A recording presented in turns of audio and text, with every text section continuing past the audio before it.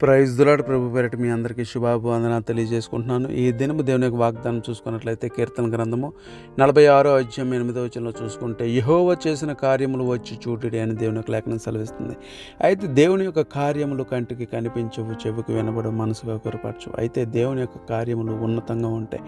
ఆయన ద్వారములు తెరిస్తే మూయగలిగిన వాడు ఎవడు లేడు, ఆయన మూస్తే తెరవగలిగినటువంటి వాడు కూడా ఎవడు లేడు. అయితే అటువంటి గొప్ప దేవుని కలిగినటువంటి మనము మన అవసరతలు, మన అక్కరలు దేవుడు తీర్చగలిగినటువంటి విశ్వాసం మనం ఎప్పుడైతే మనం దృఢపరచుకోగలుగుతామో, దేవుడు మన యొక్క జీవితాల్లో అద్భుత కార్యాలు, ఆశ్చర్య కార్యాలు చేయడానికి దేవుడు ఇష్టపడుతున్నాడు. మన అవిశ్వాసము మన దరిద్రానికి కారణం అవుతుంది. మన విశ్వాసము దేవుని యొక్క ఆత్మను సంపాదించుకునే విధంగా మన జీవితాలు ఉంటాయి. కాబట్టి ప్రియమైన వారలారా, దేవుడు సమస్తమును చేయగలడు. ఈరోజు నీ కార్యములు కూడా సమస్తము నెరవేర్చగలడు.